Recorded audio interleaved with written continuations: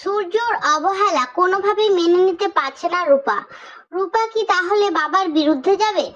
অনুরাগের ছোঁয়ায় পরবর্তী এপিসোডে আমরা দেখতে চলেছি সূর্যর অবহেলা কোনোভাবেই মেনে নিতে পারছে না রূপা। সূর্য ও সোনা একটি জুয়েলারি শপে আসে উর্মির ছেলের জন্য কিছু কিনতে। তখন সোনার দোকানের কর্মচারী সূর্যকে দেখতে পেয়ে বলে ওঠে, আরে ডক্টর সূর্য সেন, আসুন, কেমন আছেন বলুন। তখন সূর্য বলে, হ্যাঁ হ্যাঁ ভালো আছি, আপনি কেমন আছেন?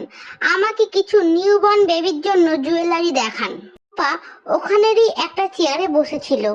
সূর্য ও সোনাকে আসতে দেখে রূপা লুকিয়ে পড়ে। দোকানের কর্মচারীটি সূর্যকে বলেন, কত মধ্যে আপনাকে সোনা দেখাবো? সূর্য বলে, দাম নিয়ে কোনো চিন্তা করবেন না, আপনি দেখাতে থাকুন, আমি পছন্দ করে নেব। সূর্যর একটা মোটা চেন পছন্দ হয়, কিন্তু এদিকে সোনা একটা সরু চেন পছন্দ করে। চেনটা হাতে নিয়ে সোনা বলে, বাবা এই দেখো কি সুন্দর ডিজাইনটা, আমার খুব পছন্দ হয়েছে, এটা আমি আমার ভাইকে গিফট করব। সূর্য বলে, এটা তো সরু চেন, আমি তো ভাইয়ের জন্য খুব মোটা চেন নিয়েছি, ওটা দেখো। কিন্তু সোনা ওটাই নেবে বলে জিদ করতে থাকে। সূর্য তখন দোকানদারকে বলে, এগুলো প্যাক করে দাও। দিকে রূপা কান্না কান্না মুখ করে বলে, তোমার তো কত কিছু আছে ডাক্তার বাবু, সেখানে আমার তো কিছুই নেই, তবু কেন এরকম করো তুমি আমার মায়ের সঙ্গে? সূর্য একটা 1.5 লাখের হার পছন্দ করে। এদিকে সোনা সরু হারটা নেবে বলে বায়না করে। তখন রূপা বেরিয়ে এসে বলে, ওটা রূপার মা নেবে। সূর্য ওখানে রূপাকে দেখে অবাক হয়ে যায় আর জিজ্ঞেস করে, রূপা তুমি এখানে কার সঙ্গে এসেছো? রূপা তখন বলে, আমি আমার মায়ের সঙ্গে এসেছি। সোনা জিজ্ঞেস করে, কোথায় মা?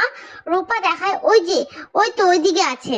দীপা কিছু পুরনো গয়না নিয়ে এসেছিল, ওগুলো দিয়ে নতুন গয়না নেবে বলে। কিন্তু সোনা দোকানের মহিলাটি বলে, এই সোনার মধ্যে খাদ আছে, খাদ বাদ দিয়ে খুব অল্প সোনা পাওয়া যাবে। তখন দীপা বলে, আমি তো এসবের কিছুই জানি না, কি করি বলুন তো?